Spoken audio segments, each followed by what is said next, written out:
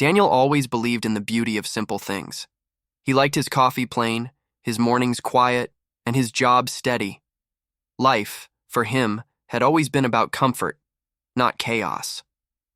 He worked as an editor at a small publishing house in town, where manuscripts of all kinds passed his desk.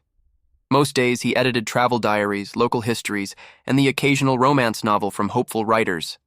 It wasn't glamorous, but it paid the bills, and it let him sleep peacefully at night. He never asked for more. Wilma, on the other hand, was a storm disguised as a woman. She had fire in her veins and ambition in her eyes. A freelance writer chasing stories across cities, countries, and sometimes borders of decency, she couldn't stand still even if the world demanded it. She hated silence, hated routine, and most of all, she hated simple lives. People like Daniel, with their quiet rhythms and their safe choices, were everything she had promised herself to avoid. But fate had other plans. They met on a rainy Tuesday, the kind of rain that didn't drench but lingered like a heavy breath over the city. Daniel was sitting in his usual corner at the small cafe across from his office, reading a manuscript with red pen in hand. Wilma burst in, soaked from the drizzle, shaking out her jacket with no regard for the puddles she splashed around, locked eyes with him, more out of curiosity than interest, and for a brief moment, Daniel felt his pulse quicken. She ordered black coffee, no sugar, no milk, just bitter and bold, like her spirit. With a single glance at the seat opposite him, she sat down uninvited. He raised an eyebrow but said nothing. She smirked as if challenging him to object. "You look like the kind of man who thinks rain ruins a day," she said, her voice edged with a teasing sharpness. Daniel closed his manuscript softly and replied, "Only when it smudges the ink." Her laugh was unrestrained, loud enough to draw glances from the other tables. She introduced herself without waiting for him to ask, tapping her fingers restlessly on the table as if even a second of stillness made her impatient. "Wilma," she said, "I write stories that no one dares to publish." He tilted his head, curiosity sparked. "Maybe they just need the right editor." She smiled, but there was a shadow behind it, a hint of something deeper. "Or maybe they need a life worth writing about." Her words hung between them, heavy and provoking. Daniel could have let it slide, could have returned to his manuscript and his quiet life. But something about her challenge stirred an old, buried restlessness in him. She made him feel, for the first time in years, like his life was under a magnifying glass. Too ordinary, too predictable, too painfully simple. The following days became a game of chance. She kept returning to that cafe, claiming it was purely for the strong coffee, but they both knew it wasn't true. Daniel found himself waiting for her, though he never admitted it out loud. She would storm in, with new tales of reckless adventures and scandalous interviews, and mock his comfortable routines with a grin that somehow didn't feel cruel, only daring. "You live like you're afraid of the world," she told him once, flipping through his marked-up manuscript pages. "You read about drama, passion, betrayal, but you never taste it." "And you," he replied calmly, "live like you're running from something you can't face." Her expression faltered just for a moment, just long enough for him to notice. She didn't deny it. Instead, she left the cafe without another word that day, leaving Daniel to wonder what ghost from her past chased her across cities and through stormy nights. What began as curiosity soon became obsession. Daniel, the man who cherished his predictable life, found himself looking forward to the unpredictable Wilma. He even started rewriting his own routines, taking longer routes to work just to catch glimpses of unfamiliar streets, reading genres he'd long dismissed, tasting dishes he would have never considered before, all because Wilma had mocked his simplicity and awakened something reckless inside him. And Wilma, for reasons she couldn't admit even to herself, kept coming back to the man whose life she once called too simple. She didn't know it yet, but she was about to become a character in Daniel's most unexpected chapter. Daniel couldn't sleep that night. He lay awake in his modest apartment, staring at the ceiling, the shadows from the city lights dancing across the walls. Wilma's words echoed in his mind louder than any passing car or ticking clock. You live like you're afraid of the world. He turned over, tried to bury himself under the blanket, but no comfort came. Instead, memories of their conversations filled the silence, her fearless tone, her mocking smile, her eyes that seemed to see straight through his carefully built life. She had called him predictable, and perhaps she wasn't wrong. The next morning, Daniel did something he hadn't done in years. He skipped his usual cafe stop. Instead, he walked 3 extra blocks to a different place, one Wilma had mentioned. In passing, where the coffee was stronger and the crowd was wilder, the place was buzzing with noise and energy, so unlike his quiet corner. His heart raced, but he told himself it was just the caffeine he planned to order, and there she was, as if she had been expecting him.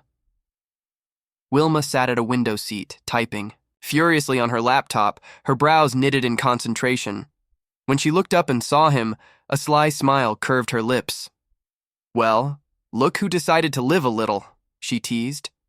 Daniel pulled out the chair opposite her without waiting for permission. This time.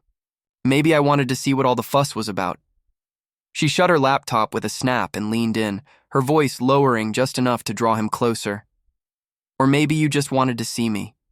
He didn't deny it. He didn't have to. There was no point pretending anymore. Wilma had a way of peeling back his layers with terrifying ease. As they talked, Daniel found himself admitting things he'd never told anyone. How he had once dreamed of writing his own book, but fear of failure kept him tied to editing other people's dreams instead. How he had loved once deeply, only to be left when his simplicity became suffocating for someone craving more excitement. Wilma listened with a sharpness that made him feel exposed, yet strangely liberated. She didn't offer empty comfort. She didn't tell him it wasn't his fault. Instead, she said something that both hurt and healed him. You let life happen to you, Daniel. You never tried to grab it by the throat. Her brutal honesty was like a slap across the face, but it woke him up in a way gentle words never could. He realized he had spent so long living safely, he had forgotten what it meant to feel alive. Wilma, for all her wildness, was a mirror of everything he feared and secretly craved. As the days turned into weeks, they became an unlikely pair, the storm and the stillness, the fire and the calm. She dragged him to underground poetry readings, midnight jazz bars, and impromptu road trips to nowhere. Daniel resisted at first, clinging to his familiar comforts, but every time he saw her eyes light up in reckless joy, something inside him unraveled. Then came Nancy. Nancy worked at the same publishing house as Daniel, a quiet but sharp woman, who had always harbored a quiet affection for him. She watched the transformation with growing concern. She saw how Wilma had lit a dangerous spark in Daniel, how he laughed louder, spoke faster, lived wilder. But beneath that fire, Nancy noticed the shadows growing too, a restlessness that bordered on reckless abandon. One evening, as Daniel prepared to leave work early for yet another spontaneous adventure with Wilma, Nancy stopped him at the door. "Daniel," she said, her voice soft but firm, "you're chasing a storm that won't stop to catch you." He paused, the weight of her words sinking deeper than he expected. He wanted to argue, but deep down, he feared she was right. Wilma was chaos in human form, and chasing her felt like trying to hold on to lightning with bare hands. Still, he couldn't stop. Not yet. Not when Wilma had made him feel alive for the first time in years. As he stepped out into the night, ready to meet Wilma once more, he felt the familiar pull between danger and desire, between the life he had always known and the unpredictable path Wilma offered. And deep inside, Daniel wondered, was he running toward freedom or straight into disaster? The night air carried a sharp chill, but Daniel hardly noticed. His mind was too alive, too electric with the thought of seeing Wilma again. He found her waiting by her car, an old, beat-up convertible that looked like it had survived more than a few reckless adventures. She was leaning against the hood, arms crossed, her dark hair a little wild from the wind. When she saw him, She grinned like they shared a secret the world would never understand. "Get in," she said, without asking where he thought they were going. Daniel climbed in without hesitation. The moment the engine roared to life, they were already speeding out of the city, headlights cutting through the darkness. She drove like she lived. Fast, fearless, as if rules were mere suggestions. He should have felt uneasy, but instead, a strange exhilaration filled his chest. "You trust me too easily, Daniel," Wilma teased, her eyes never leaving the road. "Maybe I do," he admitted. "Or maybe I'm just tired of trusting no one." She shot him a look then, something unreadable passing across her face. For a brief moment, her playful mask slipped, revealing a flicker of vulnerability, but just as quickly, it was gone, replaced by her usual bravado. "Good," she said, "because tonight we're not just driving, we're writing the first chapter of your real life." They drove for hours, leaving behind the safety of streetlights and familiar landmarks. Wilma hummed along to old rock songs playing on the radio, tapping the steering wheel with restless fingers. Daniel watched her from the corner of his eye, studying the sharp lines of her profile, the way her lips curled at the edges as if she was perpetually entertained by the world's absurdity. Eventually, they pulled into a forgotten coastal town, the kind that didn't appear on tourist maps. The ocean roared nearby, wild and untamed, a perfect reflection of Wilma herself. She parked the car by the beach and climbed out, dragging Daniel along with her. "Come on," she urged, kicking off her shoes and running barefoot across the sand. Daniel hesitated only for a second before following. The sand was cold beneath, his feet, the wind tugging at his clothes, but he felt strangely alive. Wilma led him to the water's edge, where the waves crashed hungrily against the shore. "Why here?" he asked, breathless. "Because this," she said, spreading her arms wide as if to embrace the whole untamed scene, "is freedom, chaos, life without boundaries." For a while, they stood in silence, the ocean filling the spaces between them. Daniel found himself thinking about Nancy's words earlier, about chasing storms that wouldn't stop. He looked at Wilma, and in her eyes he saw that same storm raging fiercely, beautiful, yet terrifying. "I used to come here when I was running away," Wilma admitted quietly, her gaze fixed on the dark horizon. "From people, from expectations, from the versions of me that others wanted to shape." "Are you still running?" Daniel asked, his voice low. Her answer was a bitter laugh. "Aren't we all?" She turned to him then, her expression raw, almost painful in its honesty. "But you, Daniel, you're not a runner. You're a builder. You build safe lives, safe choices, safe futures, and I—" She stopped herself, as if the next words were too dangerous to speak. Daniel stepped closer, the wind knotting their words together. "Maybe I'm tired of building things that never last." For the first time since they met, Wilma didn't have a quick reply. Instead, she reached out and took his hand, her fingers colder than he expected. They stood there, connected by touch and torn by the pull of their differences. Above them, the sky stretched endlessly, full of stars that didn't care about human fears or desires. Below, the waves kept crashing, as relentless as time itself. Daniel realized then that Wilma wasn't just a chapter in his life. She was the storm rewriting his entire book. He just didn't know yet if the ending would be survival or ruin.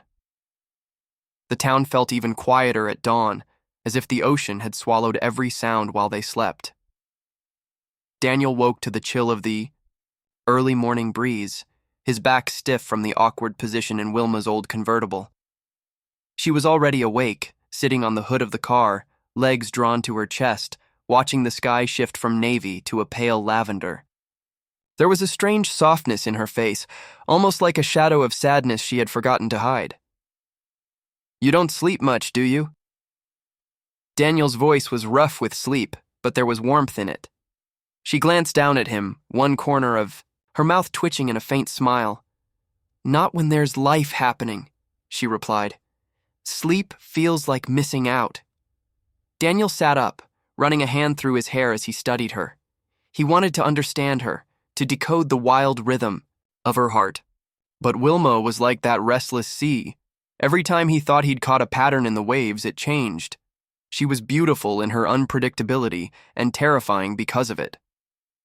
They drove into town once the sun crested the horizon. The streets were narrow and empty, and Wilma maneuvered them with ease, waving at a few sleepy locals as if she had known them all her life. They parked outside a weathered diner, its sign flickering weakly, and slid into a booth by the window. Wilma ordered strong coffee and toast with nothing on it, while Daniel chose a proper breakfast, earning a playful scoff from her. "Still clinging to your civilized habits, I see," he smirked. "Maybe I'm just fueling up for whatever madness you have planned." Her laughter was softer this time, almost thoughtful. She stirred her coffee absent-mindedly, her gaze drifting to the window. "Daniel," she began, her tone, dipping serious, "have you ever thought about what your story would look like if someone else wrote it?" He frowned, caught off guard by the question. "What do you mean?" "I mean," she said, leaning in closer, "if your life was a book, not the boring kind you edit, but a real story, would you be the hero or just a background character in someone else's adventure?" The question settled heavily between them. He thought about it longer than he wanted to admit. "Maybe until now I've been both," he confessed quietly. Wilma's eyes darkened, something sparking in her gaze. "No," she said firmly. "You've been a footnote, but not anymore." Before he could respond, the door to the diner swung open, and in walked George. Tall, with sharp features and an air of quiet authority, George was the kind of man who didn't need to speak loudly to be heard. He scanned the room and, upon spotting Wilma, his expression soured. He approached their table with deliberate steps, his gaze flicking from her to Daniel. "So this is the famous Daniel," George said flatly, like the name tasted bitter in his mouth. Wilma's posture stiffened, and a flicker of discomfort crossed her face. Daniel picked up on it instantly. "George," Wilma acknowledged coolly. "What brings you to this sleepy town?" George's eyes never left Daniel as he replied, "I could ask you the same. Running away again, Wilma?" Daniel's chest tightened. There was history here, thick and heavy, and he had just stumbled into the middle of it. Wilma's jaw clenched, but her voice remained even. "Not running, just rewriting." George scoffed, his gaze sharp as a knife. "You can change the scenery, Wilma, but the ending's always the same." With that, he turned and left as abruptly as he had arrived, leaving behind a tension so dense it was hard to breathe. Daniel broke the silence after a long moment. "Old friend?" Wilma's laugh was bitter. "Old mistake." He didn't press her. Not yet. But 1,000 unspoken questions burned inside him. Who was George, really? What had happened between them? And why did Wilma look like she'd seen a ghost from a life she'd buried? As they finished their breakfast in uneasy quiet, Daniel felt something shift between them. He was no longer just an accidental passenger in Wilma's storm. He was becoming part of it, maybe even the eye of it. What he couldn't tell yet was whether this storm would finally set him free or swallow him whole. The ride back from the diner was heavy with words unspoken. Wilma gripped the steering wheel tighter than usual, her knuckles pale, her gaze locked on the road but distant, as if she wasn't really seeing it. Daniel could feel the tension humming off her like static before a lightning strike. He wanted to reach out, to break the silence, but something told him to wait. He studied her profile, the stubborn set of her jaw, the slight tremble in her lips, as though she was holding back a flood of emotion. George's sudden appearance had rattled her more than she would admit. Daniel saw it clearly, even if she tried to pretend otherwise. Finally, unable to bear it anymore, he asked, his voice gentle but firm, "Who is he, Wilma?" Her eyes stayed on the road, her mouth pressed into a hard line. For a few painful seconds, he thought she might not answer. But then, with a bitter sigh, she spoke. "George is the chapter I never finished," she said, her voice laced with something sharp and painful. "We were once everything to each other. He was wild, I was reckless. Together, we thought we were unstoppable. Daniel listened closely, not daring to interrupt. But wild things, she continued, burn bright and die fast. We burned everything around us. Friends, promises, our futures. He wanted more chaos than even I could handle. And when I tried to pull away, she paused, her throat tight. He made sure I'd never forget him. Daniel's stomach twisted. He heard what she wasn't saying, read between the lines of her words. Pain, betrayal, danger. George wasn't just an ex-lover.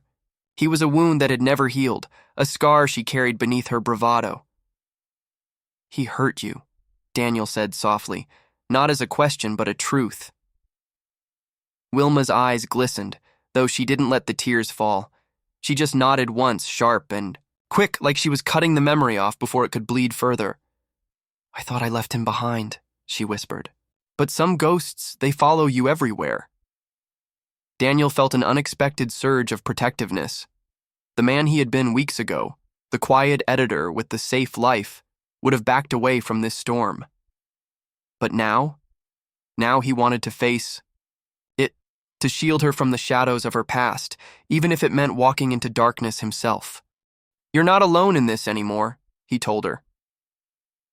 For the first time since they met, Wilma's tough exterior cracked. She glanced at him, and in her eyes, he saw gratitude tangled with fear.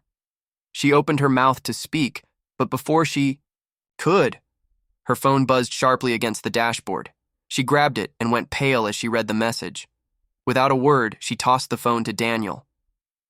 On the screen was a photo of the two of them from earlier at the diner, sitting too close, smiling in a way that could only be described as intimate. Beneath the photo, a simple message. You're playing a dangerous game, Wilma. Some stories end in blood. Daniel's blood ran cold. George? He asked, though he already knew the answer. Wilma's jaw tightened. He's not just a ghost, Daniel. He's a shadow that wants to pull me back under. Fear prickled at the edges of Daniel's mind, but something stronger pushed it aside. Resolve, determination. He wasn't going to let her face this storm alone. Then we fight him, Daniel said, surprising even himself with the certainty in his voice. Wilma stared at him, as if seeing him for the first time. Slowly, a fire lit behind her eyes. Not the reckless spark of chaos she usually carried, but something deeper. Hope. Maybe even trust. You really are trying to be the hero of your own story, she murmured. Daniel reached for her hand, holding it tight. No, I'm trying to be the man who doesn't let you become a tragedy. For once, Wilma didn't pull away. As they drove back to the city, the wind whipping past them and danger close on their heels, Daniel felt the lines of his old life disappearing in the rearview mirror. Whatever came next, whatever storm George intended to unleash, Daniel was ready to face it, side by side with the woman who had turned his simple life into something worth fighting for. And somewhere deep inside, he realized something that made his heart hammer in his chest. This wasn't just Wilma's story anymore. It was their story. The city had never felt so unfamiliar. Tall buildings loomed like silent witnesses, their glass windows reflecting the tension coiling in Daniel's chest. As they crossed the bridge back into town, Daniel kept glancing at Wilma, reading the storm in her eyes. She was holding together, with raw determination, but he could tell the cracks were widening beneath her calm facade. They reached his apartment first, the small sanctuary of his old life. Wilma killed the engine and sat motionless, staring at the building. Her hands, usually so restless, lay still in her lap. You should stay here tonight, Daniel said, his voice gentle but leaving no room for argument. You'll be safer. For a heartbeat, she hesitated, pride warring with fear. But when she finally looked at him, her guard lowered just enough for him to see the vulnerability she rarely let surface. Only if you promise not to make me tea and tuck me in like I'm some fragile thing, she replied, her usual edge softened. I'll make coffee, he said with a faint smile. Black as sin. That won a genuine laugh from her, short but real, They climbed out of the car and made their way upstairs, Daniel double-checking the locks out of pure instinct. As the door shut behind them, an odd sense of quiet wrapped around the apartment. It should have felt safe, but the weight of George's threat hung in the air like thick fog. Wilma paced the living room, her eyes scanning the space as if memorizing every detail. Daniel set the coffee to brew, more for the comfort of the ritual than the caffeine. The simple act of doing something normal felt like a small defiance against the chaos looming over them.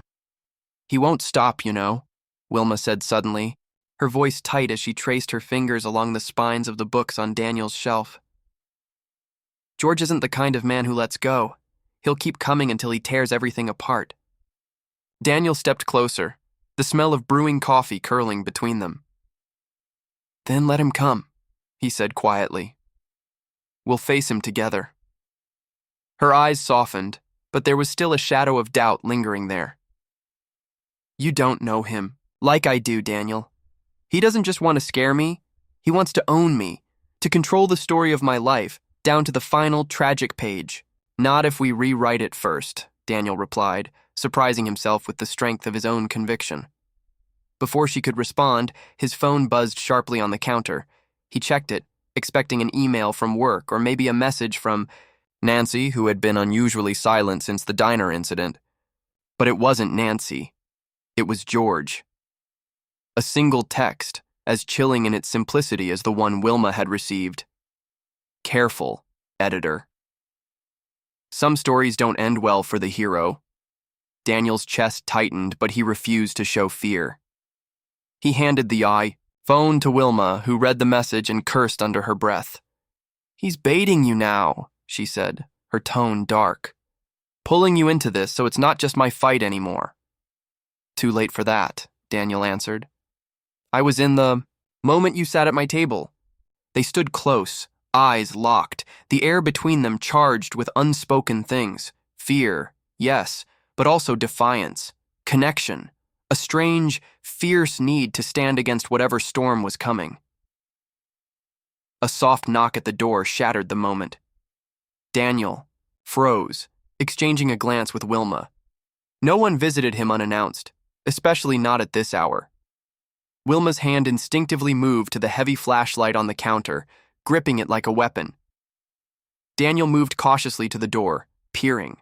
Through the peephole, relief and tension tangled in his chest when he saw Nancy standing there, clutching her bag, her expression tight with worry. He opened the door just enough to speak. "Nancy, what's going on?" She pushed her way inside without waiting for permission, her eyes scanning the room until they landed on Wilma. There was no time for pleasantries. "You need to hear this," Nancy said, her breath coming fast. "I know who George is, and I know what he's done." Daniel's heart thudded painfully in his chest. "How?" Nancy hesitated only a second before answering. "Because," she confessed, voice trembling, "I used to work for him." Wilma's face paled, and Daniel felt the floor beneath them shift as though the ground itself had betrayed them.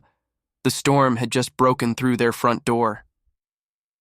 Silence swallowed the room, thick and suffocating. Daniel felt as if the walls were closing in, the weight of Nancy's confession crashing down on him like a tidal wave. He struggled to process her words, to piece together the puzzle that had just exploded in front of him. "You worked for him?" Daniel's voice came out lower than he expected, almost disbelieving. Nancy's eyes didn't waver. She nodded, a flicker of regret shadowing her usually composed face. "Not directly. Not at first. He owns a string of shell companies that tie back to some of the publishers I freelanced for. He kept his name out of everything, like a puppet master pulling strings from the shadows." Wilma's expression darkened, her fingers tightening around, the flashlight still in her hand. "What did you do for him, Nancy?" Nancy swallowed hard, her gaze dropping to the floor. "I researched people, dug up dirt, background checks, hidden debts, weaknesses, the things he could use to control them." Her voice cracked. "I didn't know at first. I thought it was just vetting authors, screening manuscripts for risky content. But then I saw the pattern. He wasn't looking for stories. He was looking for leverage. Wilma's eyes burned with fury. "And you never thought to warn me?" "I tried," Nancy insisted, her voice sharp with guilt. "I tried to pull away, to cut ties. But he has ways of keeping people on the hook. I left, but he never really let me go." Daniel felt like the floor had been pulled out from under him. He had trusted Nancy, relied on her steady presence at the office, and now she stood here, tangled in the same web they were fighting to escape. "Why, come here now?" he asked, his tone measured but tight. "Why tell us this?" Nancy's eyes finally met his, shining with raw desperation. "Because he's not just coming for Wilma. He's coming for you too, Daniel. You've become part of her story, and that makes you a target." A cold shiver crawled down Daniel's spine, but he pushed the fear aside. He looked at Wilma, and in her fierce, unyielding gaze, he found his resolve. "Then we end this," Daniel said. Wilma's mouth curved into a grim, determined smile. "We end this." Nancy's face tightened with urgency. "You don't understand. George doesn't play fair. He's already set things in motion. He's got dirt on Wilma, enough to ruin her, and now he's watching you both. He's going to force your hand." "What does he have on me?" Daniel asked, trying to imagine what skeletons George could have possibly found in his ordinary, painfully simple past. Nancy hesitated, then answered softly, "He's going after your reputation. Fake manuscripts, planted evidence of editorial, fraud. He's creating a trail that makes you look complicit in a scandal." Daniel's chest clenched. His career, his carefully built life, everything he had once thought of as safe and untouchable, was suddenly at risk. But as frightening as that was, something far more important flared in his mind. Wilma. He couldn't let her face this alone. "Then let him," Daniel said, his voice hardening. "If he thinks that will scare me off, he doesn't know me at all." Nancy looked at him like she wanted to believe, but fear still clouded her eyes. "There's more," she said. "He's planning to corner Wilma tomorrow night. He's invited some of his old contacts to a private party at the Harbor Club. It's not a social event. It's a trap." Daniel's jaw tightened. "Then we'll spring it ourselves." Wilma's eyes sparked with dangerous fire. "I say we burn his whole empire to the ground." For the first time, Daniel saw not just the wild adventurer in her, but the woman beneath. A survivor, scarred but unbroken. She wasn't running anymore. Neither was he. Nancy's voice softened, almost pleading.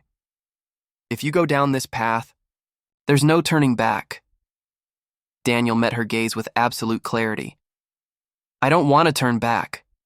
Wilma stepped closer to him, her hand brushing his, grounding them both. "Let's finish the story the way it should be finished." Together, the three of them began to plan, their whispers weaving through the room like threads of defiance. They mapped out the truth, their fears, their risks. By the time dawn crept over the horizon once more, Daniel realized something that tightened his chest with fierce determination. He wasn't the same man who had lived in quiet comfort, editing the words of others. He was now the author of his own story, and he was writing it in fire.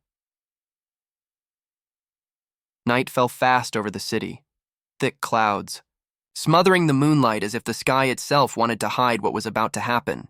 Daniel stood at the window of the Harbor Club, staring down at the shimmering reflection of the lights on the water. His heartbeat thundered in his chest, but his mind was clear, crystal sharp. Behind him, Wilma checked the hidden recorder tucked inside her jacket.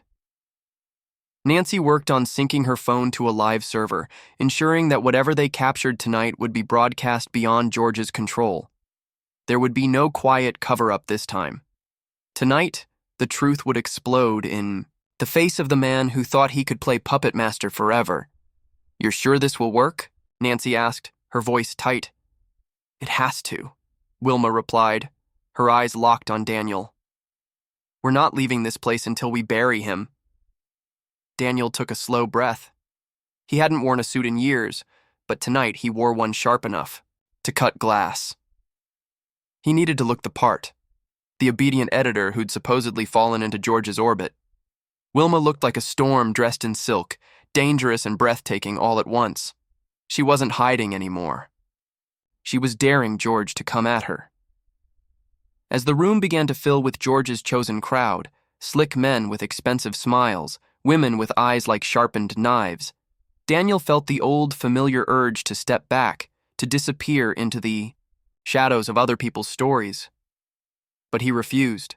He stood his ground, Wilma at his side, Nancy feeding them updates through a discreet earpiece. George arrived late, of course, always the star of his own dark show. He strode into the room, like he owned it, wearing a predatory grin that made Daniel's fists clench at his sides. His gaze swept the room before landing on them. Wilma didn't flinch. She met his stare with fire in her eyes, her chin lifted in open defiance. "Well, well," George drawled as he approached. "The runaway and the editor. What a charming pair." "George," Wilma greeted coolly, "come to finish the story?" "I came," George said, voice silky, "to remind you both how it ends." Daniel felt the tension coil tight in his gut, but he kept his face neutral. Let George believe he still had the upper hand. George's eyes slid to Daniel, sharp and mocking. "Did she tell you how this all began? How she chased storms long before she ever found you?" "Wilma doesn't stay, editor. She runs. And you? You're just her latest chapter." Daniel's lips curled into a thin, fearless smile. "Then I guess I'm lucky this is the chapter where everything changes." George's amusement flickered, something hardening beneath the mask of charm. He leaned closer, his voice dropping to a private threat. "You're in over your head."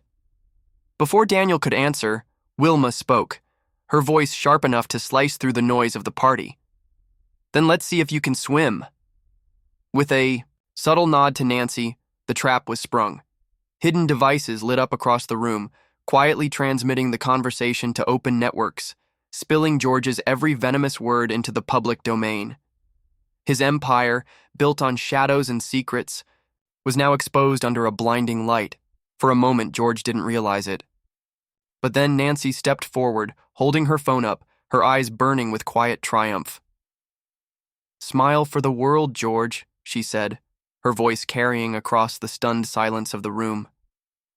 Confusion turned to rage on George's face. He lunged, but Daniel was faster. He stepped in, blocking George's advance, his hand steady, his heart thundering but his will unshaken. "Not this time," Daniel said, his voice low but unwavering. Security rushed in, alerted by the public stream and anonymous tips Nancy had prepared earlier. Within minutes, the room descended into chaos, not George's carefully orchestrated kind, but a real, uncontrollable unraveling. Guests fled. George fought, but it was over. His empire crumbled like ash between his fingers. Wilma stood at Daniel's side through it all, her hand finding his, gripping tight as the storm around them broke apart. When the police finally led George away in cuffs, his glare lingered on them like a curse. But it was over. His power, his games, his control, gone. They left the Harbor Club not as victims, but as victors. Outside, the night felt alive with new possibilities. The city breathed differently, as if it too had been freed from George's grip. Nancy exhaled shakily, relief softening her usually firm features. "It's done." Daniel turned to Wilma, a slow smile spreading across his face. "Not done," he corrected. "Just beginning." She laughed, a sound that carried none of the bitterness it once had. It was light, free, genuine. "You really did it, Daniel," Wilma said, her voice full of something that made his chest tighten. "You turned your simple life into a bestseller." He squeezed her hand, feeling the truth of it deep in his bones. "We did." As dawn crept over the horizon, once more they walked away from the wreckage of their pasts, the editor and the storm. The woman who ran, and the man who had finally learned to chase not the storm, but the future waiting beyond it. And somewhere between the end and the beginning, Daniel realized something he would carry with him forever. His life had never been too simple. It had just been waiting for the right story.